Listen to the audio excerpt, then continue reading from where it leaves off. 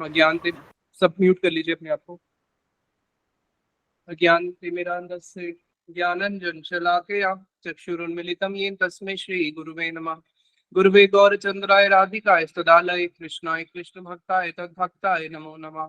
वाञ्छाकल्पतरुभ्यश्च कृपा सिन्धुभ्येव च पतितानां पावनेभ्यो वैष्णवेभ्यो नमो नमः। हरे कृष्णा कृष्णा कृष्णा हरे हरे, हरे राम राम राम हरे हरे। सर्वप्रथम दीक्षा गुरु पाद पद्म नित्य प्रविष्णु विष्णु पाद स्तोत्र श्री श्रीमद शील भक्ति वेदांत शील नारायण गोसाई महाराज जी के चरणों में अनंत कोटि दंडवत प्रणाम ज्ञापन करते हुए उनसे हेतु कृपा की वांछा करता हूँ। तत्पश्चात नित्य प्रविष्णु विष्णु पाद स्तोत्र श्री श्रीमद शील भक्ति वेदांत शील स्वामी महाराज जी के चरणों में अनंत कोटि दंडवत प्रणाम ज्ञापन करते हुए उनसे भी हेतु कृपा की वांछा करता हूँ। आपसे भक्तों को मेरा यथा योग्य प्रणाम स्वीकार हो। हरे कृष्णा। तो पिछली बार हमने सुना था किस प्रकार से शीला स्वामी महाराज जी को स्वप्न आदेश होता है, जिसमें उनके गुरुदेव शीला भक्ति सिद्धांत सरस्वती ठाकुर प्रभुपाद जी को संन्यास लेने के लिए आदेश देते हैं। तो स्वप्न के देखने के बाद वो अपने एक गुरु भ्राता पूज्य शीला भक्ति प्रज्ञान केशव गोसाई महाराज जी के पास गए। जब भक्ति प्रज्ञान शीला केशव गोसाई महाराज जी के पास गए तो महाराज जी ने बोला, हाँ हाँ सपना बिल्कुल ठीक है और तुम्हें तो अभी ही संन्यास लेना चाहिए, और तुम्हें संन्यास आज ही, तुम्हें तो बहुत पहले ही संन्यास ले लेना चाहिए था। तो उन्होंने उनको इंसिस्ट किया कि नहीं, आप जल्दी संन्यास लीजिए, क्योंकि पहले भी आपके पास 2 बारी स्वप्नादेश हो चुके हैं और दोनों बारी आपने संन्यास नहीं लिया था। जब वो गृहस्थ आश्रम में भी थे तब भी उनको श्रील प्रभुपाद जी का स्वप्नादेश हुआ ही था। और स्वामी महाराज जी बोलते हैं कि मेरे God brother Srila Bhakti Pragyan Keshav Goswami Maharaj ji, he was insisting me and I was resisting, कि नहीं मुझे नहीं लेना, और फोर्सफुली मेरे गुरु भ्राता श्रील भक्ति प्रज्ञान केशव गोस्वामी महाराज जी ने मुझे संन्यास दे ही दिया। इट वॉज 17 सितंबर 1959, विश्वरूप जी का जिस दिन संन्यास हुआ था, श्रीमद चैतन्य महाप्रभु के बड़े भाई थे ज्येष्ठ भ्राता विश्वरूप जी, जिस दिन उनका संन्यास हुआ था उसी दिन ही श्रील स्वामी महाराज जी का भी संन्यास हुआ मथुरा में केशव जी गौड़िया मठ में, जहाँ पे आज तक उनके सेवाएं सबसे पहले श्रीमद चैतन्य महाप्रभु के विग्रह, वहीं पे आज तक उनकी सेवा हो रही है। तो वहाँ पे एक स्वामी महाराज जी के ही गुरु भाई थे अकिंचन दास बाबा जी, वो बहुत सुंदर कीर्तन गाते थे। उस दिन उन्होंने बड़ा ही सुंदर कीर्तन गाया। हमारे गुरुदेव श्री भक्ति वेदांत नारायण गोसाई महाराज जी ने जब संन्यास सेरेमनी होती है, तो संन्यास सेरेमनी में जब सन्यासी बनाया जाता है तो उनको एक डंडा दिया जाता है, उनको नीचे डोर कोपिन दिया जाता है, नीचे वो कोपिन पहनते हैं जो सन्यासी का एक वेश है, और सन्यास के जो कपड़े होते हैं, सन्यास की जो धोती गोल होती है, ऊपर जो सन्यास का वस्त्र पहनाया जाता है, डंडा, ये सब हमारे गुरुदेव श्री नारायण गोसाई महाराज जी ने ही वहाँ पे उनके लिए तैयार किया था। और भक्ति प्रज्ञान केशव गोसाई महाराज जी ने फिर उनको संन्यास मंत्र देखे। साथ में ही जब शिला प्रभुपाद जी का, स्वामी प्रभुपाद जी का संन्यास हुआ था, तो एक और परम गुरुदेव के शिष्य जिनका नाम था सनातन प्रभु, 90 साल उम्र थी, उनका भी उन्हीं के साथ संन्यास हुआ था, मुनि महाराज नाम हुआ था। तो एक बहुत प्राचीन फोटो भी है, मैं ग्रुप में शेयर कर दूंगा, जिसमें भक्ति प्रज्ञान केशव गोसाई महाराज जी बिल्कुल चेयर पे बैठे हैं, उनके एक तरफ पे भक्ति वेदांत स्वामी महाराज जी खड़े हैं और एक तरफ में मुनि महाराज जी खड़े हैं, और वहां पे उनका फिर कथा कीर्तन होते हुए बड़ा सुंदर उनका संन्यास सेरेमनी हुई। संन्यास के बाद परम गुरुदेव ने जितने भी वहां मथुरा में लोग आए हुए थे सबके सामने संन्यास का क्या महत्व होता है उसके ऊपर कथा किया। संन्यास का अर्थ क्या होता है? त्रिदंड संन्यास, जिसका अर्थ होता है कि मैं अपने मन से, अपनी वाणी से, अपने तन से, अपने शरीर से अब क्या करूंगा? केवल कृष्ण की ही सेवा करूंगा। इसी को बोलते हैं संन्यास।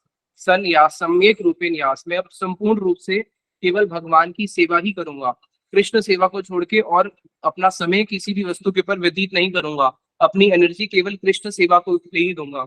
जब एक व्यक्ति ये प्रण धारण कर लेता है कि मेरा जो जीवन है वो कौन है? कृष्ण ही मेरे जीवन है, तो उसको बोलते हैं संन्यास। तो वहां पे उनका संन्यास होता है।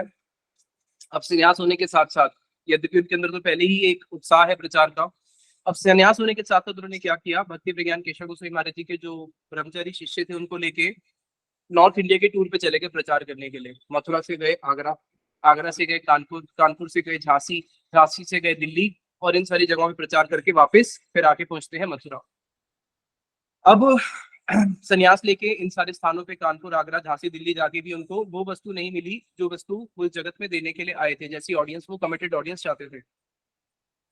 अब वृंदावन में उनको सब लोग पहले अभय बाबू बोलते थे, अभय बाबू। दिल्ली में भी सब लोग उनको अभय बाबू के नाम से जानते थे। अब सब उनको क्या बोलने लग गए?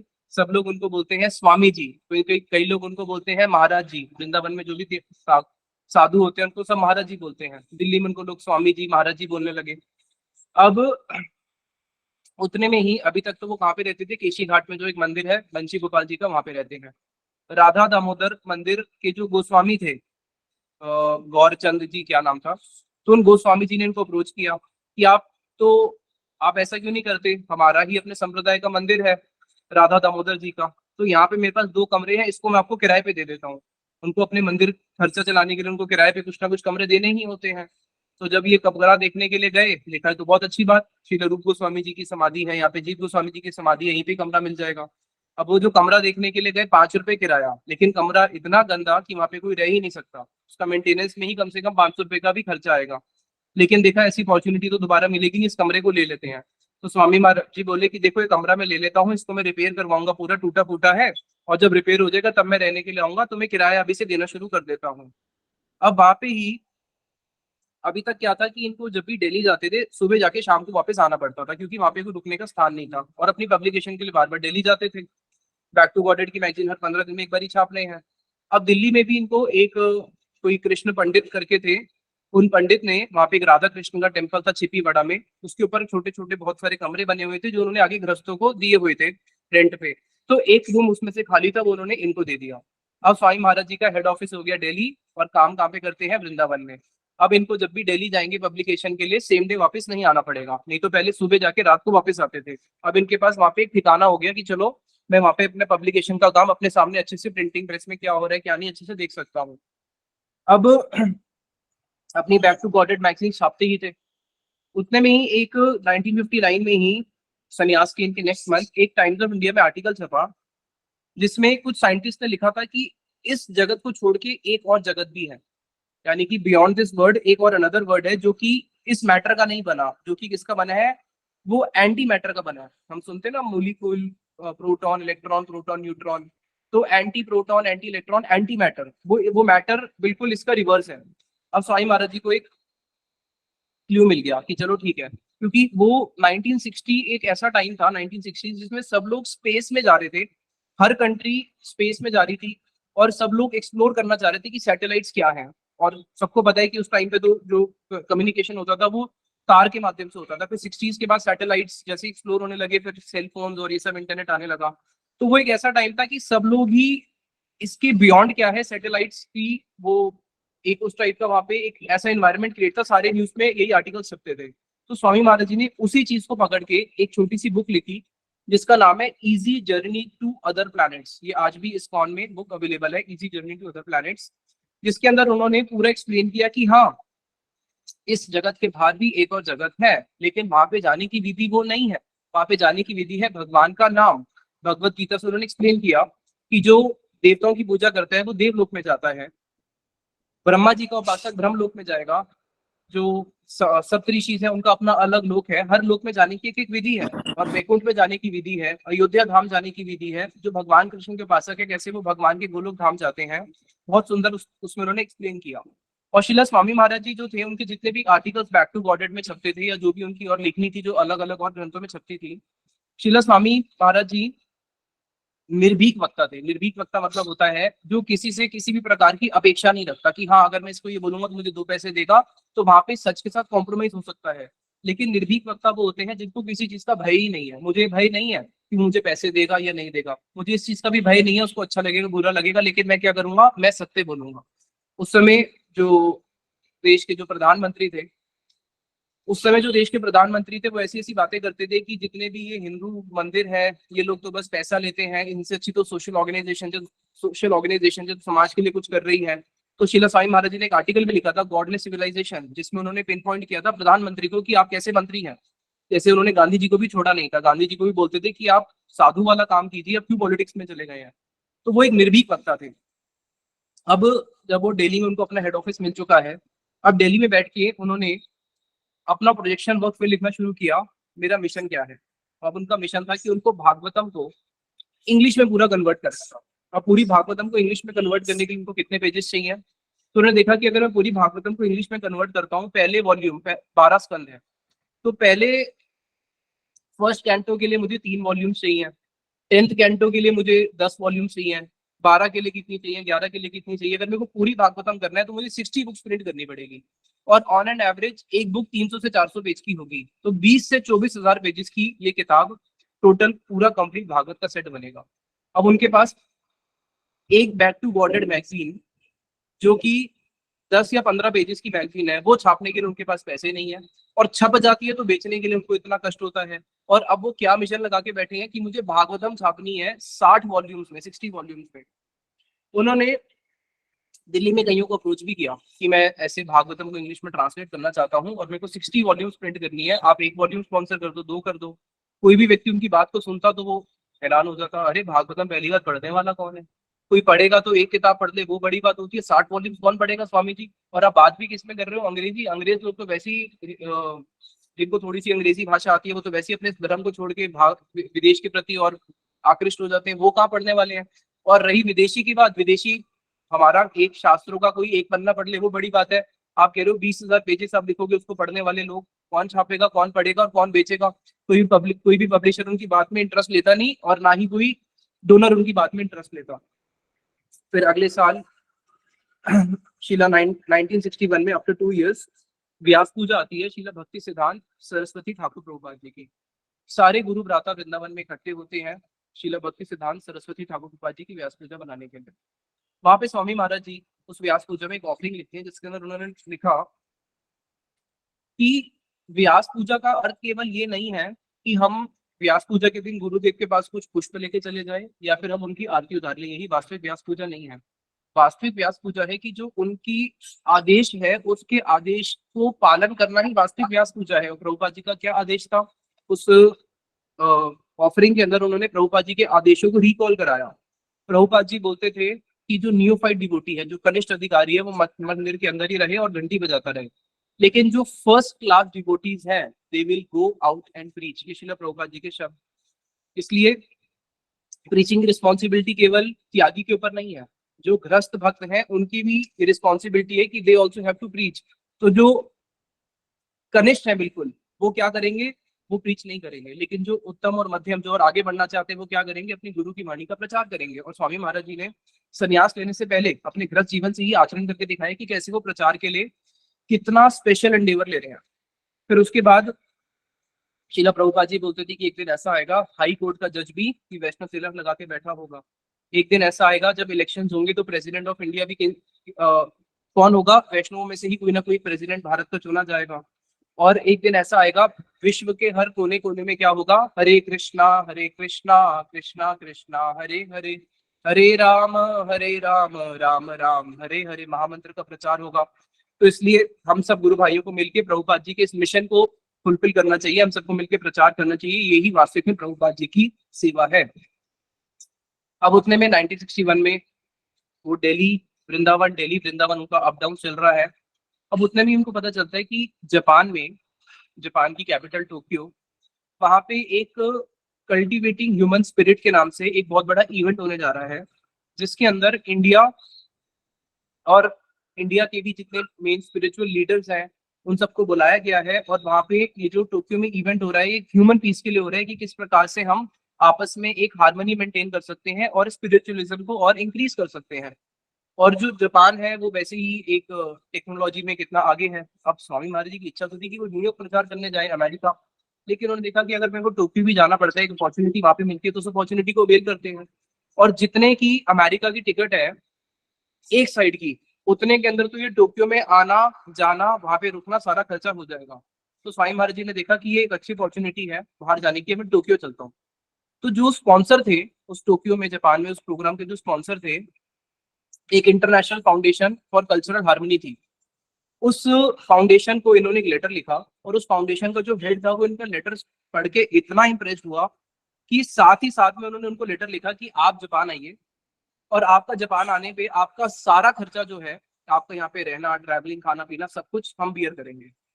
और स्वामी महाराज जी के उनके साथ लेटर एक्सचेंज होने लगे, बोले ठीक है मैं आपके इवेंट में आ रहा हूँ और आपके इवेंट में आ रहा हूँ और आपके इवेंट में हम लोग क्या करेंगे, आपके इवेंट में हम लोग इंडियन कल्चर को कैसे दिखाएंगे, भागवत के माध्यम से दिखाएंगे। तो भागवतम का जो 10th कैंटो है, 10th कैंटो का जो 20th चैप्टर है उसको उन्होंने ट्रांसलेट किया श्रील स्वामी महाराज जी ने वर्स बाय वर्स, और उसका नाम दिया लाइट ऑफ भागवत, भागवतम का प्रकाश, जिसके अंदर उन्होंने 50 ड्राइंग्स बनाई, 50 ड्राइंग, और हर ड्राइंग क्या बोलती है, क्या मैसेज देती है, वो उन्होंने भेजा, और उनके साथ आपस में कम्युनिकेशन होने लगा कि ये आप जब लोग आएंगे आपके उस प्रोग्राम में, ये 50 की 50 ड्राइंग यहाँ पे लगी होनी चाहिए, उसके नीचे एक मैसेज होना चाहिए। जैसे वो जो ये लाइट ऑफ भागवत क्या है, बहुत सुंदर बुक है, जिसमें सीजन को लेकर उन्होंने एक्सप्लेन किया है। जैसे गर्मी का समय होता है, जब गर्मी का समय होता है तो उतने में क्या होता है, जो सूर्य है, सूर्य सारे जलों को खींच लेता है, सारे जो जलाशय हैं धीरे धीरे वो खत्म हो जाते हैं, और उसके बाद फिर वही सूर्य क्या करता है, जिससे सारे जलाशय को खींचा है, फिर वापस वर्षा के रूप में जल दे देता है। उसी प्रकार से सरकार भी क्या करती है, पहले सबसे टैक्स लेती है, इसको स्वामी महाराज जी ने एक्सप्लेन ऐसे किया, सबसे टैक्स लेती है, और टैक्स लेने के बाद क्या होती है, फिर टैक्स को वापस लोगों को उनके वेलफेयर के लिए दे देती है। लेकिन जब वर्षा होती है, वर्षा अगर पेड़ पे हो रही है तब तो भाई वर्षा सार्थक है, लेकिन वही वर्षा अगर बंजर भूमि पे हो रही है तो पानी तो बर्बाद गया। उसी प्रकार से वो टैक्स जो सरकार ने लिया, अगर वो हमारी अपलिफ्टमेंट में लग रहा है तब तो वो सार्थक है, लेकिन अगर वो हमारी अपलिफ्टमेंट में नहीं लग रहा, जस्ट वो अननेसेसरी चीजों के लिए लग रहा है, तो वो पैसा क्या है, वो वेस्टेज है। और वास्तविक पैसा किसके ऊपर लगना चाहिए, वास्तविक पैसा लगना चाहिए कि कैसे हमारी कॉन्शियसनेस बढ़ सकती है, और कैसे हमारी कॉन्शियसनेस बढ़ के कृष्णा कॉन्शियसनेस हो सकते हैं हम।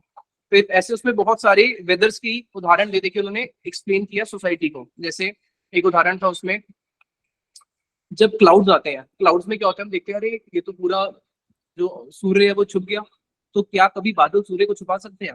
बादल में इतनी शक्ति नहीं है वो सूर्य को छुपा सके, सूर्य तो बहुत बृहत है। अगर हमको 1 2 3 5 किलोमीटर तक अगर सूर्य नहीं दिख रहा, इसका मतलब ये नहीं कि सूर्य ढक गया है, तो बादल हमारी आंख को ढकते हैं, सूरज को नहीं ढकते बादल।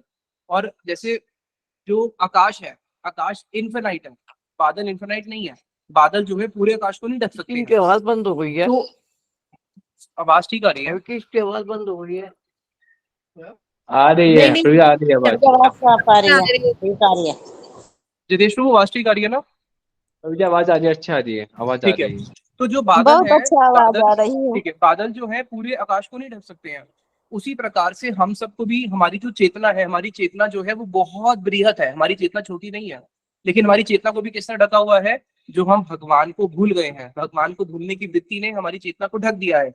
लेकिन अगर हम लोग साधना करेंगे तो हम उससे ओवरकम कर सकते हैं। तो ऐसे उसमें उन्होंने बहुत सारे उदाहरण देके कैसे एक व्यक्ति को वो भगवान से कनेक्ट कर सकते हैं। उन्होंने वो 50 वर्सेस, 50 फोटोज और 50 एक्सप्लेनेशन उनको भेजी।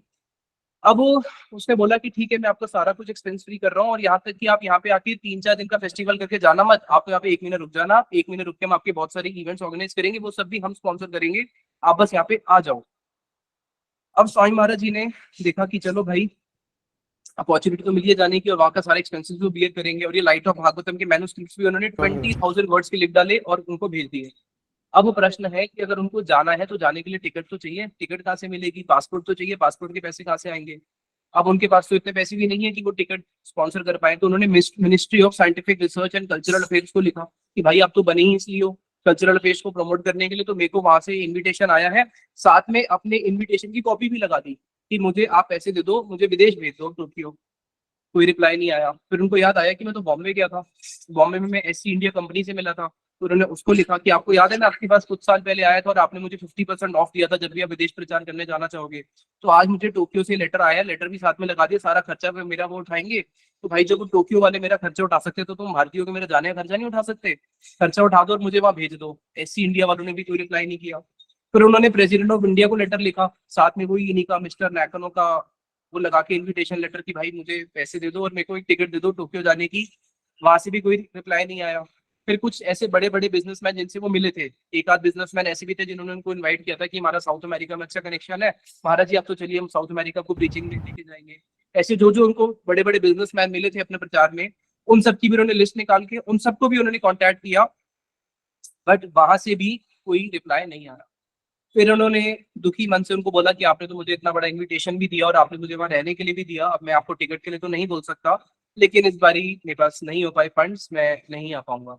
तो स्वामी महाराज जी का वो वाला 1961 वाला भी टोक्यो का मिशन जाने वाला नहीं हो पाया, लेकिन ग्रंथ प्रकाशित हो गया लाइट ऑफ भागवतम। फिर उसके 3 साल के बाद वो राधा दामोदर मंदिर में शिफ्ट हो जाते हैं, जो 3 साल पहले उन्होंने 5 रुपए देके रेंट पे लिया था, और क्योंकि उसको रिपेयर एंड मेंटेनेंस भी करनी थी, तो धीरे धीरे जैसे जैसे उनके पास पैसे आते रहे वो रिपेयर एंड मेंटेनेंस करते रहे। 3 साल के बाद उनका कमरा वो रेडी हुआ, अब वो राधा दामोदर मंदिर में शिफ्ट हो गए। अब जब वो राधा दामोदर मंदिर में शिफ्ट होते हैं, अब यहाँ से उनका मेन काम शुरू होता है भागवतम का इंग्लिश अनुवाद लिखना। अब उन्होंने भागवतम का जो 60 वॉल्यूम सेट उन्होंने लिखने थे, अब देखो बैक टू गॉडेड मैगजीन छापने के पैसे नहीं, गलती से अगर कोई पैसे दे भी देता है, छप भी जाती है, तो बेचने का कितना उनको परेशानी होती है। अब उन्होंने दुनिया में सबको अपना प्रोजेक्ट बताया कि मैं 60 वॉल्यूम्स भागवतम छापना चाहता हूँ, एक भी व्यक्ति ने उनको आगे आके उत्साह दिया हो ऐसी बात नहीं है। लेकिन तब भी जहां पे इनको सारा जगत जो है, जब किसके पास भी जा रहे हैं कहीं पे भी इनको पॉजिटिविटी नहीं मिल रही, नेगेटिविटी मिल रही है, बट इनके पास एक पॉजिटिविटी क्या है, अपने गुरुदेव का आदेश, मेरे गुरुदेव का आदेश है ना, वो मुझे पालन करना है। जिसको भगवत गीता में भगवान कृष्ण कहते हैं ना, यद करोषि यद अश्नासी जुहोषि तद ददासी यद तत्पुरुष मदर ब्रह्म, सारे कर्म मेरे लिए करो। तो जब एक व्यक्ति अपने सारे कर्म कृष्ण के लिए करता है, तो अगर उसको फल सामने नहीं भी मिलता तो वो कर्म करके भी सेटिस्फाइड है। इस जगत में अगर कोई व्यक्ति कर्म कर रहा है, वो कर्म कर रहा है कि उसको आईआईटी में जाना है, अब अगर वो आईआईटी में गया तभी वो प्रसन्न होगा, नहीं गया तो वो दुखी हो जाएगा। लेकिन भक्ति राज्य में ऐसा नहीं है। भक्ति राज्य में आपको फल मिलने से पहले जो आपकी साधना है, उस साधना में भी आपको आनंद है, उसको इनको इसमें भी आनंद आ रहा है। अब इन्होंने क्या किया, वहां पे बैठ के अपनी 60 वॉल्यूम सेट जो उन्होंने भागवतम करनी है, पहला वॉल्यूम प्रकाशित करना शुरू किया। अब जब उन्होंने पहला वॉल्यूम लिख लिया, अब प्रश्न आया कि इसको छापते हैं। 60 वॉल्यूम्स तो चलो ठीक है, पहले एक वॉल्यूम को छापे। तो भागवतम का जो फर्स्ट कैंटो है, फर्स्ट कैंटो के 3 हिस्से, वॉल्यूम 1, वॉल्यूम 2, वॉल्यूम 3। वॉल्यूम 1 को छापने के लिए पहुंचे एक हित चरण शर्मा जी थे, जो कि डालमिया इंडस्ट्रीज, बहुत बड़ी इंडस्ट्रीज है, उसके सेक्रेटरी से उनके पास पहुंचे। उसने बोला देखो भाई, अगर मैं भी डालमिया जी को बोलूंगा तब भी वो आपको पैसे नहीं देंगे, बहुत सारे साधु पैसे मांगने के लिए आते हैं। हाँ, अगर गीता प्रेस के जो हनुमान पोदार जी हैं, वो डालमिया जी को बहुत मानते हैं, डालमिया जी उनको बहुत मानते हैं। अगर किसी प्रकार से आप हनुमान पोदार जी के पास चले जाओ, हनुमान प्रसाद पोदार जी के पास, और वो अगर आपकी इसको अप्रूव कर दें, गीता प्रेस गोरखपुर वाले, तब जाके आपको पैसा मिल सकता है। अब उसके लिए आपको क्या करना पड़ेगा, उसके लिए आपको दिल्ली से जाना पड़ेगा गोरखपुर। अब दिल्ली से गोरखपुर जाएंगे, अब दिल्ली से गोरखपुर जाने के भी पैसे नहीं है। उस समय शीला स्वामी महाराज जी अपने डायरी एंट्री में लिखते हैं कि मेरे लेजर में 130 रुपीज थे, 130 रुपए थे। 130 रुपए में वो गोरखपुर जा तो सकते हैं, लेकिन वापस आने के पैसे नहीं थे। उन्होंने कहा देखी जाएगी, चलते हैं। 130 रुपए खर्च करके पहुंच गए गोरखपुर, और गोरखपुर में जाके हनुमान प्रसाद पोदार जी से मिले, जो अपनी फर्स्ट मैन्युस्क्रिप्ट लिखी थी, फर्स्ट वॉल्यूम की, वो उनको दिखाई। उनको दिखाने के बाद उसको अच्छी लगी, और उसने साथ ही साथ में बोला कि डालमिया ट्रस्ट से हम आपको 4000 पे रिलीज करवा देंगे, लेटर दे दिया। वापस आए, डालमिया ट्रस्ट से 4000 पे मिले, फर्स्ट वॉल्यूम प्रिंट करने के लिए 7000 चाहिए, 4000 तो मिल गए, बाकी 3000 कहाँ से आएंगे। तो वहां पे उस समय नियम होता था कि आप एक हाफ, अगर आपने हाफ अमाउंट भी दे दिया तो आपकी बुक पब्लिशिंग स्टार्ट हो जाएगी। तो इन्होंने प्रेस वाले को आधे पैसे 4000 पे देके अपनी पब्लिशिंग स्टार्ट करा दी। अब जब आपकी पब्लिशिंग होके, जब आपकी सारी बुक्स रेडी हो जाएंगी, आपको अब जो पैसे देने हैं, अब आप क्या करोगे, अब अपनी सारी बुक्स, आपने 1000 कॉपीज प्रिंट कराई, तो ये प्रेस वाला आपको 1000 कॉपीज नहीं देगा, पहले 100 कॉपीज लेके जाओ, बेच के आओ, पैसे दो, फिर 100 कॉपीज लेके जाओ, फिर बेच के आओ, पैसे दो, फिर 100 कॉपीज लेके जाओ। जब आपके 7000 पूरे हो जाएंगे तो बाकी कॉपीज रिलीज होंगी। तो इन्होंने यही किया, 4000 तो मिल गए थे, 3000 तो शॉर्ट थे। ठीक है, फर्स्ट वॉल्यूम छप गया। पहले तो वृंदावन बैठ के काम किया, उसके बाद दिल्ली में पैसे कलेक्शन किया, दिल्ली से पहुंचे गोरखपुर, पैसे कलेक्शन करके प्रिंटिंग की। हेड ऑफिस था छोटा सा, हेड ऑफिस का एक छोटा सा कमरा ही था, और वहीं से जाके प्रिंटिंग वाले के पास जाके अपना प्रिंटिंग करवाया।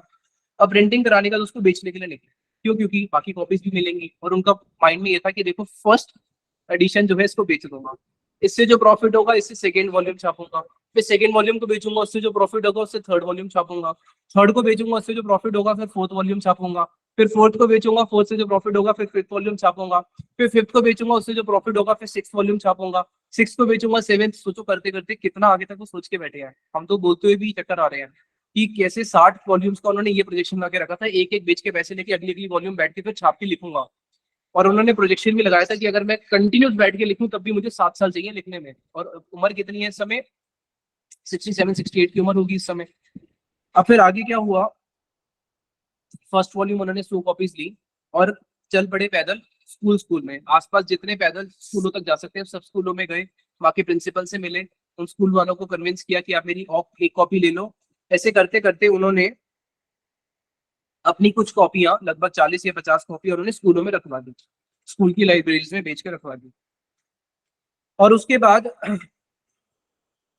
उन्होंने मिनिस्ट्री ऑफ एजुकेशन को लेटर लिखा कि ऐसे मैंने इसको इंग्लिश में पब्लिश कर दिया, आप भी कुछ खरीदिए और जितने भी आपके बड़ी बड़ी लाइब्रेरीज इंस्टीट्यूशन है वहाँ पे रखवाइए।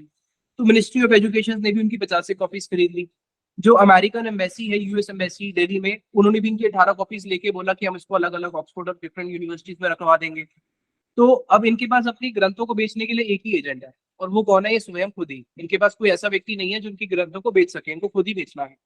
अब किसी प्रकार से अपनी कुछ कॉपीज बेच के, फिर उनसे पैसे देके अपनी कुछ कॉपीज वो रिलीज करवाई। और जो इनकी फर्स्ट वॉल्यूम छपी थी वो इन्होंने जो गवर्नर ऑफ यूपी था उसको भेजी थी, जो वाइस प्रेसिडेंट था डॉक्टर जाकिर हुसैन उसको भी भेजी थी। और इनको डॉक्टर जाकिर हुसैन की तरफ से एक बहुत अच्छा एप्रिसिएशन लेटर आया था, और डॉक्टर जाकिर हुसैन ने इनको मिलने के लिए भी इनवाइट किया था। ये उस समय वाइस प्रेसिडेंट, यद्यपि वो मुसलमान था, तब भी उनसे मिलने के लिए गए, और वहां पे इन्होंने उनको अपना प्रेजेंट भी किया, और वो बहुत खुश भी हुआ भागवतम को रिसीव करके। उसने कुछ पढ़ा तभी उनको इनवाइट भी किया।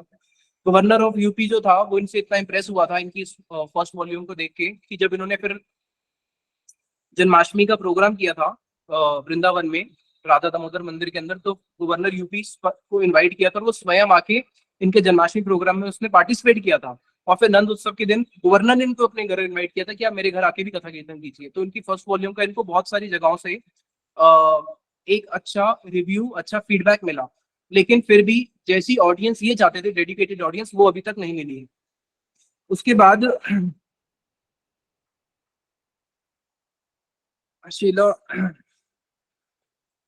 अब आया कि मेरे को सेकंड वॉल्यूम छापनी है। फर्स्ट वॉल्यूम तो कुछ कुछ लोगों को दी, अच्छा फीडबैक भी आया। अब सेकंड वॉल्यूम छापने के लिए फिर से वही राधा दामोदर मंदिर पहुंचे, और वहीं पे बैठ के अपना सेकंड वॉल्यूम लिखना शुरू किया। अब सेकंड वॉल्यूम लिखने के बाद जब कंप्लीट हो गई, फिर वापस दिल्ली आते हैं। अब दिल्ली में आके कोई ना कोई स्पॉन्सर ढूंढना पड़ेगा जो प्रिंट करेगा। और अब जब स्पॉन्सर्स के पास जा रहे हैं तो सबको अपने लेटर्स दिखा रहे हैं, देखिए ये मेरे को लेटर दिया था जाकिर हुसैन जी ने, ये लेटर मुझे दिया था इस एम्बेसी ने, ये लेटर मुझे दिया था गवर्नर ऑफ यूपी ने। उन लेटर्स को दिखा रहे हैं कि कोई ना कोई स्पॉन्सर मिल जाए। तो एक L&H करके शुगर फैक्ट्री थी, उन्होंने इनको 5,000 रुपए दे दिए, ठीक है अब अपनी सेकंड वॉल्यूम प्रिंट कीजिए। फिर वही जो बाकी डिफरेंस है वो कैसे होगा, बेच बेच के पैसे लेके आएंगे, फिर सारी कॉपीज रिलीज होंगी। अब इन्होंने किसी प्रकार से सेकंड वॉल्यूम भी छाप दिया। अब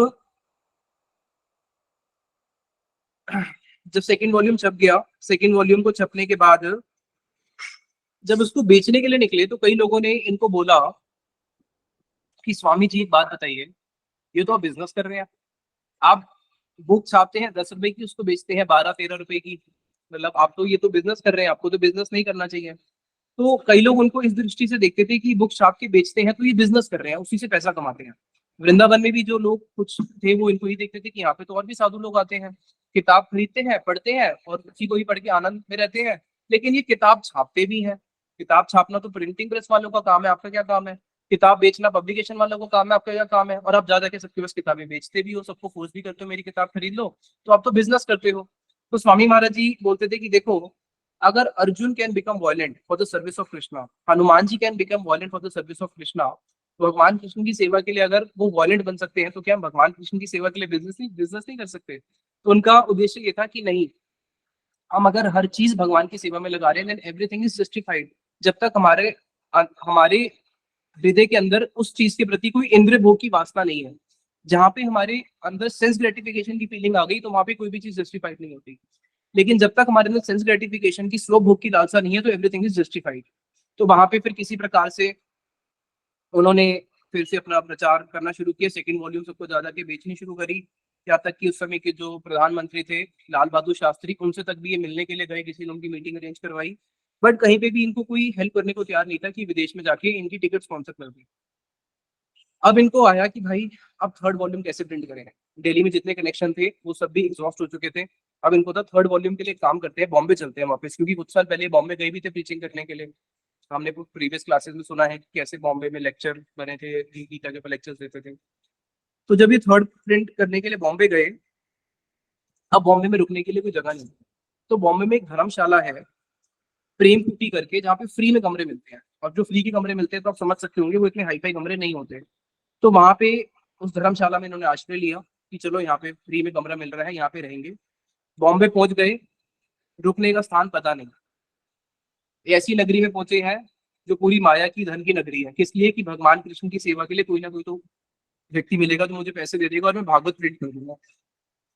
अब वहां पे जो डालमिया जी थे, क्योंकि पहले डालमिया जी ने इनकी स्पॉन्सर करी थी, तो डालमिया जी ने इनको 15 दिन एज अ गेस्ट अपने पास घर पे बुला लिया और उन्होंने बोला कि हम आपके लिए यहाँ पे कुटिया भी बना देंगे, आप यहीं पे रहिए। लेकिन उनका स्वामी महाराज जी का सपना ये नहीं था, उनका सपना तो बहुत ऊंचा था, पूरे विश्व को उन्होंने कृष्ण भक्ति में बनाना है, तो कैसे एक बनिए के यहाँ पे घर पे कुटिया में रह सकते हैं। लेकिन 15 दिन वहां पे रुक गए, इसलिए कि उसके यहाँ पे टाइपराइटर था। अब इनको जो अपनी काम करना पड़ता था, इनके पास काम करने के लिए टाइपराइटर नहीं था, हैंड से काम करते थे, वापस टाइपराइटर के पास जाके टाइपिंग होती थी, तो यहाँ पे समय बचेगा। तो 15 दिन वहां पे रुक के इन्होंने बॉम्बे में अपना 3rd वॉल्यूम पे भी काम करना शुरू किया टाइपराइटर के माध्यम से। अब बॉम्बे में ढूंढ रहे हैं कि मुझे कोई स्पॉन्सर मिल जाए, तो इनके पास एक ही ऑप्शन था, SC इंडिया कंपनी। क्योंकि SC इंडिया कंपनी के बारे में ये जानते थे कि ये जो कंपनी है, ये कंपनी की जो मालकिन है वो गौड़िया मठ जो वहाँ पे बॉम्बे में था उनको भी सपोर्ट करती है और साधुओं को वो सपोर्ट करती है। और बॉम्बे में ये बहुत सारे बड़े बड़े लोगों से मिले, अपने उस लेटर को दिखा के, जो लेटर इनको PM से मिला था, वाइस प्रेसिडेंट से मिला था, गवर्नर से मिला था, बट कोई भी इनको, हाँ ठीक है स्वामी जी बहुत अच्छा कर रहे हो, इसकी तो बहुत जरूरत है, भागवतम इंग्लिश में होनी चाहिए, बट धन अपनी जेब से कोई निकालने को देगा नहीं। अब फिर ये जब SC इंडिया की जो मोराजी करके जो उनकी वो थी, जो लेडी हेड थी, उसके पास मिलने के लिए गए, तो कंपनी के अंदर इनको घुसने ही नहीं दिया। बोले कि नहीं, साधु को अंदर नहीं घुसने देंगे, इनको बाहर ही रोक दिया, ये बार बार जाए तो उनको अंदर ही ना जाने दें, नहीं आपको उनसे मिलने नहीं देंगे। तो अब यहाँ पे देखो स्वामी महाराज जी ने हम जैसे जीवों के लिए कैसा कष्ट तक उठाया है। जब उनको उस कंपनी के अंदर गेट में घुसने नहीं दिया, तो सीढ़ियां होती है ना, जिस सीढ़ी के ऊपर कंपनी के जो स्टाफ लोग सीढ़ी के ऊपर जूते पहन के पैर रख के जाते हैं, उस सीढ़ी के ऊपर 6 घंटे बैठे रहे, उस सीढ़ी पे बैठे रहे। क्यों अंदर नहीं जाने दोगे, सीढ़ी पे तो बैठ सकता हूँ, सीढ़ी पे बैठे रहे। पूरे जगत को जो कृष्ण भक्ति देने के लिए आए हैं, सबसे ऊंची वस्तु, वो आज भिक्षा मांग रहे हैं एक भौतिक कंपनी के बाहर सीढ़ी पे बैठ के। और वहां पे 6 घंटे बैठे रहे, और 6 घंटे बाद जब वो उसकी मालकिन बाहर निकली, उसकी नजर पड़ी, अरे साधु मेरे बिल्कुल ऐसी सीढ़ी पे कैसे बैठा है, स्वामी जी आप यहाँ पे कैसे बैठे हैं। उन्होंने बोला कि मैं आपसे मिलना चाहता हूँ, आपका स्टाफ हमें मिलने ही नहीं देता। बोले नहीं स्वामी जी अभी तो लेट हो गए, कल आप आइए मेरे साथ बैठिए, क्या काम है हम डिस्कस करेंगे। तो फिर वो एग्री हो गई कि हाँ आप 3rd वॉल्यूम छापिए और उसका जितना भी खर्चा आएगा मैं दूंगी। अब स्वामी महाराज जी बड़े खुश हुए कि चलो अब 3rd वॉल्यूम का भी पैसे का इंतजाम हो गया। वापस फिर वृंदावन आते हैं, वही राधा दामोदर मंदिर, और वहां पे बैठ जाते हैं अपनी मैन्युस्क्रिप्ट पे काम करने के लिए। इसको बोलते हैं त्रिनाद अपि सुनी चेन की चरम अवस्था। शिला हरिदास ठाकुर जी, उन्होंने भी त्रिनाद अपि सुनी चेन दिखाया कैसे। शिला हरिदास ठाकुर जी को 22 बाजार में मारा गया। ये क्या है, त्रिनाद अपि सुनी चेन। और ये भी त्रिनाद अपि सुनी चेन है कि भगवान कृष्ण की सेवा के लिए, भगवान कृष्ण की सेवा के लिए माधवेंद्र पुरीपाद जी का एक नियम था। माधवेंद्र पुरीपाद जी का नियम था, वो जीवन में कभी किसी से उन्होंने भिक्षा नहीं मांगी। उनका क्या था, अयाचित वृत्ति। अयाचित वृत्ति का अर्थ होता है कि अजगर जैसे बैठा रहता है, किसी के पास कुछ खाने नहीं जाता, मुंह खोलता है, ऐसे खींचेगा, उसका भोजन उसके पेट में अपने आप आ जाएगा। तो अयाचित वृत्ति, उन्होंने कभी जीवन में किसी से भिक्षा नहीं मांगी, केवल दूध पीते थे, कोई देगा तो देगा, नहीं देगा तो भूखे पेट रहेंगे। लेकिन जब भगवान ने उनको बोला कि मेरे को गर्मी लग रही है, मेरे लिए चंदन लेके आओ, तो वही माधवेंद्र पुरीपाद जी दक्षिण भारत गए, चंदन लेके आए, नहीं आए, चंदन का भिक्षा किया नहीं किया, भगवान के लिए चंदन का भिक्षा किया। तो यहाँ पे उनको क्या जरूरत है किसी के पास जाके हाथ फैलाने की, वो तो अपना वृंदावन में रह के 2 वक्त की रोटी वृंदावन में कोई भी दे देगा। लेकिन वहां पे भगवान की सेवा के लिए वो भीख भी मांग रहे हैं, भगवान की सेवा के लिए। किसी को भीख मांगना अच्छा लगता है? तो सन्यासी का अर्थ क्या होता है, भिक्षुक, कि वो भिक्षुक भी करेगा, भिक्षा करेगा किसके लिए, भगवान की सेवा के लिए। और भगवान की सेवा के लिए भिक्षा मांगने के लिए उसके द्वार पे 6 घंटे तक बैठे रहे। कितनी बड़ी चरम उसकी बात है ये। और आदर्श दिखाया कि कितना त्रिनाद अपि सुनी चेन एक जीव को होना चाहिए अगर उसको भगवान की वाणी का प्रचार करना है। क्या आप और हम सोच सकते हैं? उस समय उनकी एज ऑलमोस्ट 67 या 68 थी। क्या हम सोच भी सकते हैं? इनफैक्ट 68 थी। 68 साल की उम्र में हम सोच सकते हैं? हम इमेजिन भी नहीं कर सकते। तो वहां पे फिर वो वापस वृंदावन आते हैं, और वृंदावन में आके उन्होंने अपनी 3rd मैन्युस्क्रिप्ट पे काम किया, और फिर बहुत जल्दी वो भी प्रकाशित हो जाती है। अब जब वो 3rd वाली भी प्रकाशित हो गई, उतने में ही उनको एक, वापस वो बॉम्बे पहुंचे। जब वहां बॉम्बे पहुंचे तो उतने में ही उनके पास आया कि आपका NOC इशू हो गया गवर्नमेंट ऑफ इंडिया से। उनको समझ भी नहीं आई ये कौन सा NOC इशू हो गया। तब एकदम से उनके माइंड में एक बात क्लिक करी। क्या क्लिक करी? मथुरा का एक बहुत बड़ा बिजनेसमैन था अग्रवाल करके, तो इन्होंने उसको कैजुअली ऐसे बोल दिया था, क्योंकि वो सबको बोलते रहते थे कि मेरा मिशन है, मुझे बाहर जाना है, प्रचार करना है, मेरी हेल्प कर दो। तो उन्होंने अग्रवाल जी को ऐसे जस्ट कैजुअली बोल दिया था, और उनको एक्सपेक्टेड भी नहीं था कि मेरी हेल्प करेगा। जहां से एक्सपेक्टेशन थी वहां से कुछ हुआ नहीं, जहां से एक्सपेक्टेशन नहीं थी वहां से NOC आ गया। उन्होंने बोला था, अरे तुम्हारा बेटा गोपाल कहाँ पे है? तुम्हारा बेटा गोपाल तो बाहर विदेश में ही है, तो गोपाल को बोलो कि मेरे को वीजा भेजिए और मेरे को स्पॉन्सर करे, मैं वहां पे जाऊंगा और मैं वहां पे जाके अपनी कृष्ण भक्ति का प्रचार करूंगा। तो उन्होंने उसकी बात को गुरुत्व से ले लिया, उसने अपने बेटे को बोला और उसके बेटे ने 2-3 महीने के अंदर जो भी प्रोसेस था प्रोसेस पूरा करके इंडियन गवर्नमेंट के पास डॉक्यूमेंट्स भेज दिए और इंडियन गवर्नमेंट ने इनके पास वो कोरियर कर दिया कि आपका एनओसी इशू हो गया। बस अब क्या था, एनओसी इशू हो गया मतलब कि वहां पे आपका जितना भी खर्चा है वो सारा का सारा ये उठाएंगे। तो आपके पास अगर बैंक बैलेंस नहीं भी है तब भी आप विदेश जा सकते हैं। अब आपको चाहिए क्या, अब आपको चाहिए पासपोर्ट, वीजा, टी फॉर्म और ट्रैवल फेयर, 4 चीजें चाहिए। एक चीज तो हो गई। अब उन्होंने पासपोर्ट बनाने के लिए तो ज्यादा खर्चा आएगा नहीं, दिल्ली पहुंचे, दिल्ली में जो वो कृष्णा पंडित था जिसने उनको कमरा दिया था रहने के लिए छिपीवाड़ा में, उसके माध्यम से पासपोर्ट बना लिया और उसको बोला तुम मुझे कोई ट्रैवल फेयर दे सकते हो। उसने बोला देखो साधु हूँ, साधु को कभी भी 7 समुद्र पार नहीं जाना चाहिए, नियम है। जो संन्यास ले लेते हैं, संन्यास लेने का तो उसको समुद्र क्रॉस नहीं करना होता, तो ये तो मुझे पाप लगेगा अगर मैं आपको ट्रैवल फेयर दे दूंगा। इसलिए मैं आपको ट्रैवल फेयर मैं आपको नहीं दे सकता। उसने तो हाथ खड़े कर दिए। चलो पासपोर्ट तो मिल गया।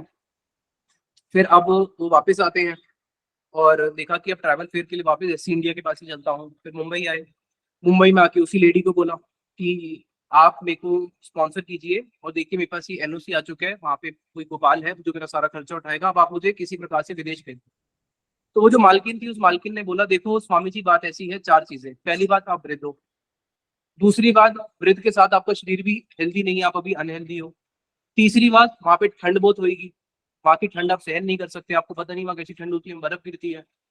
चौथी बात कि वहां के जो लोग हैं वो कोऑपरेटिव नहीं है, विदेशी लोगों को आप जानते नहीं, वो बिल्कुल भी कोऑपरेटिव नहीं है। हमारे भारतीय तो फिर भी कोऑपरेटिव है, साधु को देख के सम्मान करते हैं, 2 वक्त की रोटी भी दे देते हैं, कोई कम रहने के लिए दे देता है। वहां पे आपको कौन कुछ देगा, इसलिए हम आपको वहां नहीं भेज सकते।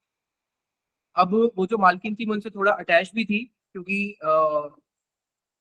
काफी समय से उनसे मिलते थे, उन्होंने उनकी भागवतम स्पॉन्सर भी करी थी और ये उनके घर पे जाके उनको भागवतम रोज सुनाते भी थे। तो उन्होंने बोला कि स्वामी जी एक बात बताइए, इतनी अवस्था के अंदर अगर आप जाओगे क्या आपको श्योरिटी है कि आप वहां से वापस आ पाओगे? तो स्वामी महाराज जी एक बात बोलते थे, हमारे श्रील भक्ति विज्ञान भारती गोसाई महाराज जी, कि स्वामी महाराज जी जब विदेश गए थे वो इस उद्देश्य से नहीं गए थे कि मैं वापस लौट के वृंदावन आऊंगा। महाराज जी बोलते थे कि वो विदेश मरने के लिए गए थे। स्वामी महाराज जी बोलते थे कि मैं अपने गुरु भाइयों को कि मैं विदेश मरने के लिए जा रहा हूँ। किस लिए? कि अगर मैं वृंदावन धाम में शरीर को त्यागता हूँ, ये तो साधारण बात है, वृंदावन में कोई भी साधु आके भजन करके शरीर त्याग सकता है, लेकिन हमारे लिए उससे बढ़कर क्या है, गुरु की सेवा। अगर मैं अपने गुरु की सेवा करते करते अपने प्राणों को विदेश में कहीं त्याग देता हूँ तो उससे उसमें मेरा ज्यादा मंगल है। क्यों? क्योंकि मैंने अपने गुरु की वाणी का पालन किया। तो वो अपने गुरु की वाणी का पालन करने के लिए इस उद्देश्य से गए थे कि अगर मुझे वो अपने प्राण भी त्यागने पड़ते हैं तो कोई बड़ी बात नहीं है। इसलिए वो बोलते थे कि मैं विदेश किस लिए जा रहा हूँ, मरने के लिए जा रहा हूँ, 70 साल की उम्र में जा रहा हूँ, क्या पता वापस आऊं या ना आऊं। तो उनको बहुत फोर्स किया कि नहीं हम आपको नहीं जाने दे सकते, और उन्होंने बोला नहीं मेरे को मरने के लिए जाना है, लेकिन मुझे विदेश जाना है, चाहे रास्ते में मर जाऊं, लेकिन मेरे को जाना है अपने गुरुदेव की आज्ञा का पालन करने के लिए। फिर उतने में ही क्या होता है वो मान जाती है लेडी कि ठीक है हम आपको भेजेंगे और जो फॉर्मेलिटीज है वो पूरी करनी पड़ेगी और आपको कुछ दिन बॉम्बे में रुकना पड़ेगा। बॉम्बे में रुकने के लिए कुछ है तो नहीं, उन्हीं को बोला तुम भी कुछ फैसिलिटी दे दो रहने के लिए। तो एससी इंडिया का जो अपना जहाँ उनके सारे स्टाफ रहते थे, जो उनकी अपनी कॉलोनी थी, वहीं पे उनको एक अपार्टमेंट दे दिया, कुछ दिन यहाँ पे रुकिए। तो कुछ दिन वहीं पे वो स्टे करते हैं श्रीला प्रभुपाद जी, और अपार्टमेंट में जितने भी लोग रहते थे कुछ दिनों के अंदर ही वो उनसे इतने अट्रैक्ट हो गए कि 70 साल की उम्र, उस समय उनकी एज ऑलमोस्ट 69 क्रॉस हो चुकी थी, 70s में थे वो, कि 70 साल की उम्र में साधु विदेश जा रहा है और अपनी भागवतम इंग्लिश को वहां पे बेचने के लिए। तो सब लोग इनसे बहुत इम्प्रेस थे और वहां पे ये एज अ एक उन सबके बीच में एक सेलिब्रिटी हो गई। सब लोग इनके पास कोई फल लेके आ रहे हैं, कोई फूल लेके आ रहा है, कुछ ना कुछ प्रसाद लेके आ रहे हैं, वहां पे कथा भी करते थे और बहुत अच्छा एटमोसफियर वहां पे क्रिएट हो गया। वहाँ के जो उनका जो मैनेजर था उसने बोला स्वामी जी मैं आपकी हेल्प करता हूँ, मैं आपको लिस्ट देता हूँ ये हमारे बॉम्बे के जितने भी बड़े बड़े बिजनेसमैन हैं, और जो बिजनेसमैन के साथ में वैष्णव भी हैं, आप उनके पास जाइए और आप उनको भी अप्रोच कीजिए, वो भी आपको हेल्प कर सकते हैं। तो वहां पे कुछ दिन ये रहे। इनका एक पेज था उसमें उन्होंने लिखा हुआ था माय मिशन, उसमें उन्होंने अपने पूरे मिशन को लिखा हुआ था और उस पेज को जा जाके वहाँ के बड़े बड़े जो इंडस्ट्रियलिस्ट थे, जो बड़े कॉर्पोरेट्स लोग थे, उनको सबको दिखाते थे, सब लोग देखते थे, प्रशंसा भी करते थे, बट कोई इनको सपोर्ट करता नहीं था। लेकिन तब भी इन्होंने 70 साल की उम्र में हार नहीं मारी। फिर उसके बाद क्या होता है, अब जब डेट फिक्स हो गई कि हम आपको 13 अगस्त को भेज रहे हैं और कलकत्ता आपको जाना पड़ेगा। कलकत्ता से स्टीमर चलेगा, उसका नाम है जलदूत। उस जलदूत में आप यात्रा करोगे। क्यों? उसका जो कैप्टन है वो कैप्टन ब्राह्मण है, तो वो आपका विशेष रूप से ध्यान रखेगा आपके खाने पीने का। रास्ते में 1-1.5 महीने की जर्नी है, तो आपको कोई दिक्कत ना आए। तो इसलिए 13 अगस्त के जलदूत में इनकी टिकट फिक्स कर देती है वो एससी इंडिया की जो मालकिन थी। जो उसका मैनेजर था उसने बोला कि हमारी मालकिन ने बोला कि आपको हम ऐसे नहीं जाने देंगे, आपको कुछ सर्दी के कपड़े लेके देंगे क्योंकि वहाँ बहुत सर्दी होती है। तो उनको कुछ सर्दी के कपड़े उन्होंने खरीदवा के दिए। और स्वामी महाराज जी बोले, अरे सर्दी के कपड़े ठीक है, तुम एक काम करो, थोड़े उसमें से पैसे बचा लो और उसमें से पैसे बचा के मैं शिक्षा अष्टक जो 8 श्लोक है चैतन्य महाप्रभु के, मैं एक पन्ने पे 8 श्लोक लिख देता हूँ, उसको तुम मुझे प्रिंट करके 500 कॉपीज और दे दो। क्यों? क्योंकि जब मैं, अगर कोई व्यक्ति युद्ध करने के लिए जा रहा है, ठीक है, अब कोई व्यक्ति अगर युद्ध करने के लिए जा रहा है उसके पास क्या होना चाहिए? अगर आप युद्ध करने के लिए जा रहे हो, आपके पास वेपन्स होने चाहिए। आप क्या करोगे? वेपन्स ज्यादा रखोगे, भोजन कम रखोगे। क्यों भाई? मेरे को तो युद्ध करने जाना है, भोजन 2 दिन भी नहीं करूंगा तो क्या हो गया? बट युद्ध में जीतने के लिए वेपन्स तो चाहिए, और उनके पास वेपन्स क्या था? उनकी अपनी श्रीमद भागवतम वो जो लेके जा रहे थे। और सेकंड, अब उनको जब ऑप्शन मिला कि चलो मैं कुछ सामान और भी रख सकता हूँ, तो भाई ठीक है, वूलन कपड़े तो नहीं भी होंगे तो मैनेज कर लूंगा, मेरे को शिक्षा अष्टक की 500 कॉपी जो प्रिंट करके दे दूँ। वो इन्होंने और साथ में रख ली। अब उसके बाद यहाँ से वो पहुंचते हैं कैलकाटा, क्योंकि कैलकाटा से उनका जलदूत चलेगा। और वहाँ का जो मैनेजर था उनको टीज भी करता था मजाक में, क्या स्वामी जी आप 70 साल की उम्र में अमेरिका जाना चाहते हो, अभी भी आप संतुष्ट नहीं हुए, आप अमेरिका को घूमने जाना चाहते हो? तो शिला स्वामी महाराज जी बोलते थे, मेरा तो जीवन खत्म हो चुका है। जब मेरा जीवन ही खत्म हो चुका है तो मैं वहाँ पे जाके क्या करूंगा? क्या मैं उसको घूमने के लिए जाऊंगा? वहाँ पे घूमने जाना होता तो घूमने की उम्र अलग होती है, वहाँ पे मैं अपने गुरुदेव की सेवा करने के लिए जा रहा हूँ। तो वहां पे जब वो पहुंचते हैं कैलकाटा में, तो कैलकाटा में तो वो पूरा जीवन ही रहे थे, उनका बचपना भी वहीं बीता, गृहस्थ जीवन भी वहां पे था। लेकिन आज कैलकाटा में जब वो पहुंचे तो उनके पास कोई घर नहीं है जिसके पास वो रह सके। क्यों? क्योंकि घर भी अपना त्याग चुके थे।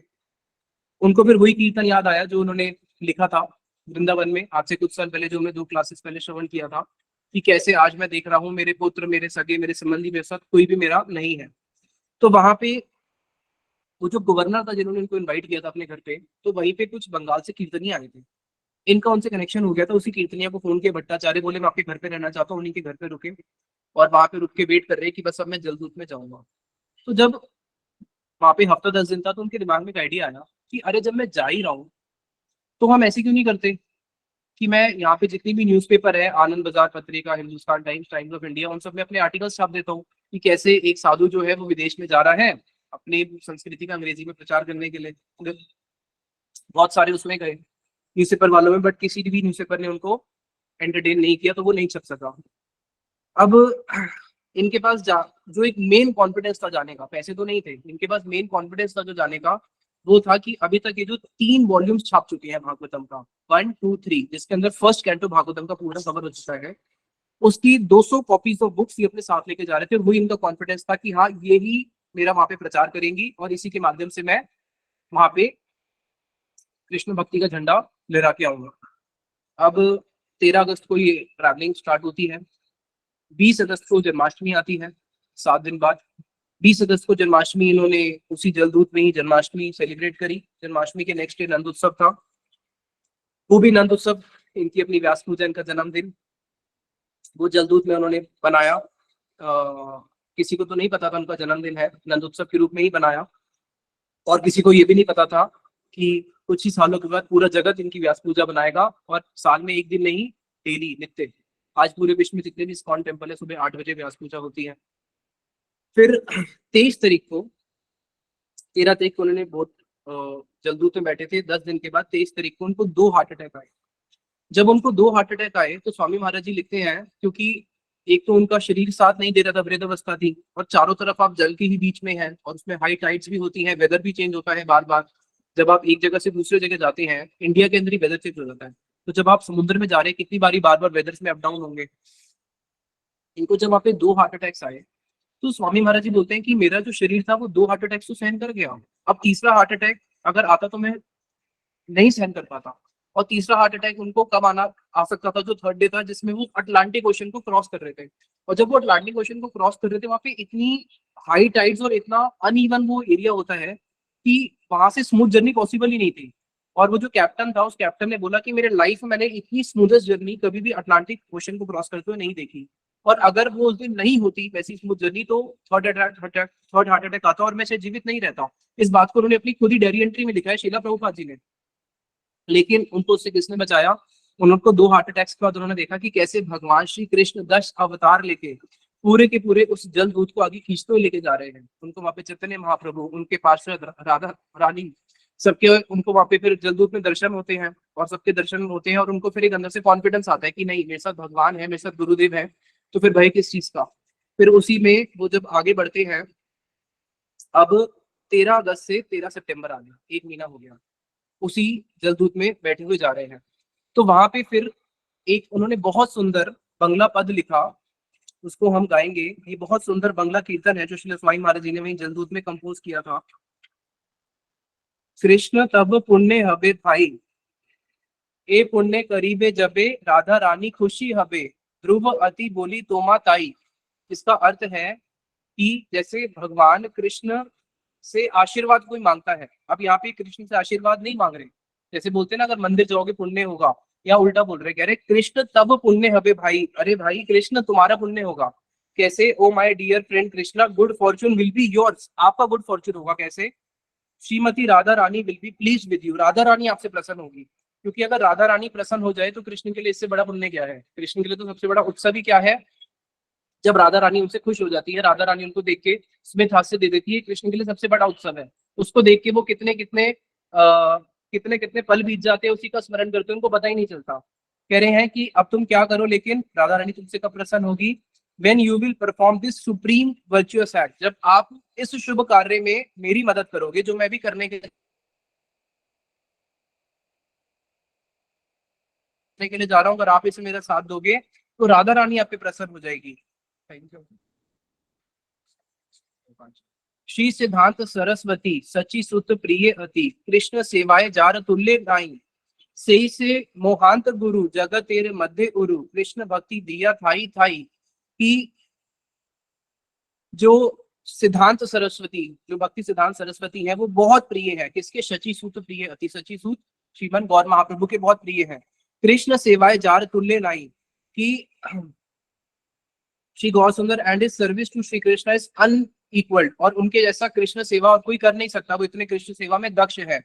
सही से महांत गुरु, जो इतने बड़े गुरु हैं, मेरे गुरुदेव श्रील भक्ति सिद्धांत सरस्वती ठाकुर प्रभुपाद जी, जगतेर मध्य उरु, जो कि इस पूरे जगत के अंदर स्वयं प्रकाशित वस्तु है, जिन्होंने क्या किया? जगह जगह पे जाके कृष्ण भक्ति का प्रचार किया। तार इच्छा बलवान, उन्हीं की इच्छा सबसे ज्यादा बलवान है। किसकी? गौरांग महाप्रभु की। क्या? पाश्चात्य ता ताहा हैया जाते गौरांगेर नाम, कि पाश्चात्य में जगह जगह पे गौरांग महाप्रभु का नाम होना चाहिए। किसकी इच्छा है? ये गौरांग महाप्रभु की इच्छा है, यानी कि राधा रानी की इच्छा है। और राधा रानी की इच्छा को अगर कृष्ण आप पूरा करोगे तो क्या होगा? आपका पुण्य होगा। और पृथ्वी ते नगर आदि असमुद्र नद नदी सकले लय कृष्ण नाम, समुद्र के इस पार उस पार, नदी के इस पार उस पार, पूरे जगत में जहां जहां पे भी लोग रहते हैं, हर जगह पे क्या होना चाहिए? लोगों के मुख से कृष्ण नाम निकलना चाहिए। तहाले आनंद है तबे है दिग्विजय, चैतन्य कृपा अतिशय। और तभी ही आनंद होगा। क्या? कि जब चारों तरफ क्या होगा? महाप्रभु का प्रचार होगा। चारों तरफ सब लोग क्या बोलेंगे? हरे कृष्णा कृष्णा कृष्णा हरे हरे, हरे राम राम राम हरे हरे। माया दुष्ट जतो दुखी, जगते सबाई सुखी। सबको माया ने क्या करा हुआ है? माया ने सबको दुखी करके रखा हुआ है, लेकिन और सब लोग इसमें दुखी ही हैं। और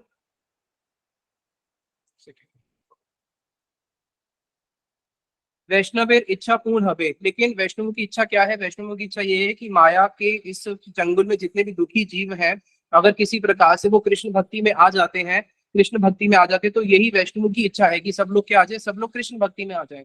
इसलिए महाप्रभु के एक परिकर थे ना, जिन्होंने क्या नाम था उनका? वासुदेव विप्र, जिन्होंने बोला था कि जगत के सबके दुख मैं ले लूंगा और आप सबको क्या करो? सबको कृष्ण भक्ति में ले आओ। तो वैष्णव की इच्छा यही होती है कि सब लोग कृष्ण भक्ति में चले जाए। से कार्य जे करीबे आज्ञा जदी दिले मोरे, oh Krishna although I have been ordered to complete this mission, और मेरे को मेरे गुरुदेव ने आदेश दिया है कि तुम इस कार्य को पूरा करो, बट योग्य नहीं अति दीन ही, लेकिन मेरे अंदर तो योग्यता नहीं है कि मैं आप महाप्रभु के इस कार्य को पूरा कर पाऊं। और साथ ही साथ में मैं तो बहुत दीनहीन हूँ, अयोग्य भी हूँ, दीनहीन भी हूँ। ताई से तुम्हार कृपा, इसलिए मैं आपसे कृपा चाहता हूँ। मांगी तिचे अनुरूप, कि आप मेरे ऊपर कृपा कर दो। अजी तुम्ही सबार प्रवीण, क्योंकि आप तो प्रवीण है और मैं कैसा हूँ, मैं नवीन हूँ, मेरे अंदर कोई नहीं है, दीनहीन हूँ।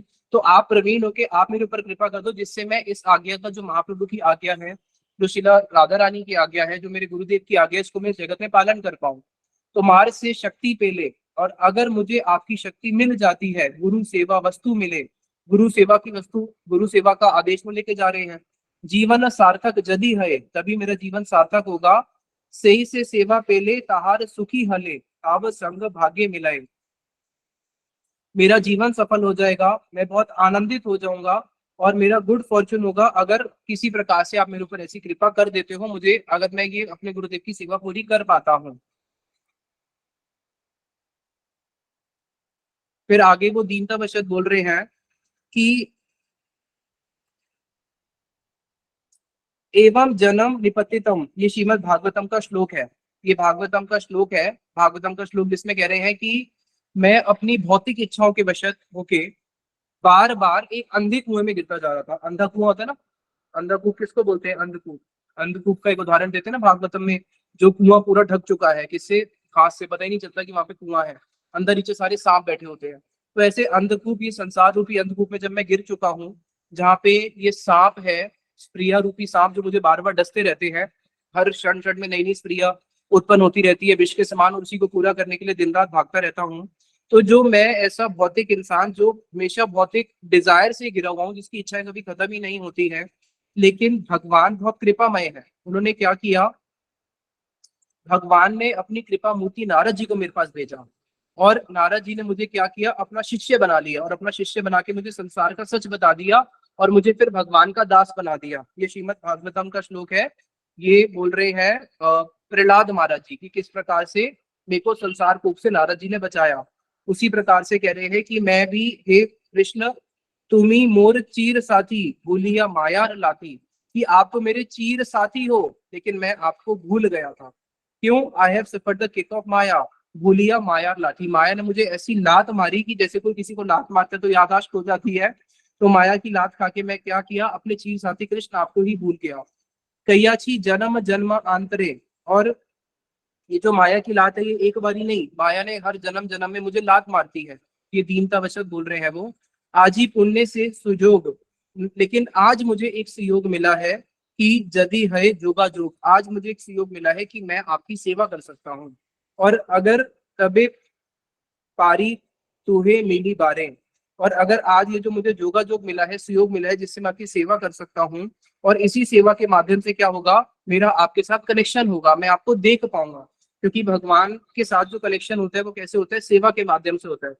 हमें महाराज जी बताते थे कि सेवा के माध्यम से ही क्या होता है, सेवा के माध्यम से ही दर्शन होता है, सेवा के माध्यम से ही उनके साथ हमारा कनेक्शन होता है, बिना सेवा के कभी कनेक्शन होता नहीं है। इसको उदाहरण देके समझाते थे महाराज जी। कन्यादान हो गया, कन्यादान होने के साथ साथ में संबंध हो गया कि ये तुम्हारी पत्नी है, तुम्हारा पति, लेकिन सेवा तो भी हुई नहीं। वो उसको पति पत्नी केवल फॉर्मली मानने पर भी हृदय के अंदर उसके वो प्रेम नहीं आएगा। वो प्रेम कब आएगा, जब दोनों एक दूसरे की सेवा करेंगे। अब सेवा करते करते क्या होगा, वही जो संबंध है वो घनिष्ठ हो जाएगा। तो दर्शन और संबंध किसके माध्यम से होता है, सेवा के माध्यम से होता है। अब आगे कह रहे हैं कि हे कृष्ण, मैं भी उसी आनंद को ले पाऊंगा, मैं भी दिन रात आपके साथ वृंदावन में घूम पाऊंगा, जिस वृंदावन के अंदर आप एक वन से दूसरे वन में जाते हो, वन में गाड़ा गाड़ी करते हो, वन के अंदर आप क्या करते हो, एक वन से दूसरे वन में जाके बहुत सारी क्रीडाएं करते हो, गैयाओं को चराते हो। कब ऐसा समय होगा कि मैं उसके वास्तविक दर्शन कर पाऊंगा। और आज इस जलदूत में आपका जो मुझे स्मरण हो रहा है वो कैसे हो रहा है, तेल धारा व्रत, तेल धारा व्रत, जिसके अंदर एक सेकंड का भी, एक स्पेक का भी जिसके अंदर कुछ विच्छेद नहीं होता। तो तेल धारा व्रत मुझे आपका स्मरण हो रहा है, और उस स्मरण से मुझे एक बहुत बड़ी आशा मिल रही है। इसलिए मैं आपको बार बार बुला रहा हूँ, और मैं आपको बार बार ये याद दिलाना चाहता हूँ कि मैं आपका दास हूँ, मैं आपका दास हूँ। और आपका दास होने के कारण मेरा और कोई भी आश्रय नहीं है। मेरा आश्रय कौन है, हे कृष्ण, आप ही मेरे आश्रय हो। तो इस प्रकार से उन्होंने वहां पे कीर्तन लिखा। अब आगे कैसे उनका बोर्ड पहुंचता है, आगे फिर उनकी विदेश यात्रा कैसे होती है, उसको नेक्स्ट क्लास में श्रवण करेंगे। इस चैप्टर का जो नाम है प्रभुपाद लीलामृत में, वो दिया गया है ड्रीम कम ट्रू। उनकी ड्रीम थी कि उनको विदेश जाना था, तो वो कम ट्रू हुई कि अब फिर वो आगे जाके कैसे आगे संघर्ष और शुरू होता है उसको नेक्स्ट क्लास में श्रवण करेंगे। और अभी राधाष्टमी से हमारा नया कोर्स स्टार्ट हो रहा है गीता शास्त्री का। आप लोगों को हमने पहले भी रिक्वेस्ट करी थी और फिर से रिक्वेस्ट कर रहे हैं कि आप कम से कम 5 लोगों को उसमें जरूर रजिस्टर कराओ। इतनी सेवा तो करो भगवान के जन्माष्टमी के उत्सव पर कि भगवान के उस गीता शास्त्री कोर्स से कम 5 लोगों को आप जोड़ पाए। और राधाष्टमी से क्लासेस स्टार्ट होंगी। हमारे राधा रमन प्रभु जी हैं, मठ में कई सालों से रह रहे हैं और लगभग उनको 6 साल 7 साल हो चुके हैं मठ में रहते हुए, जयपुर के ही हैं। वो इस नया वाला बैच जो है उसकी क्लासेस वो लेंगे। तो अभी यहीं पे वाणी को विश्राम देते हैं। निताई गौर प्रेमानंदे हरि हरि बोल। हरे कृष्ण प्रभु जी, दंडवत प्रणाम। हरे कृष्ण प्रभु जी, दंडवत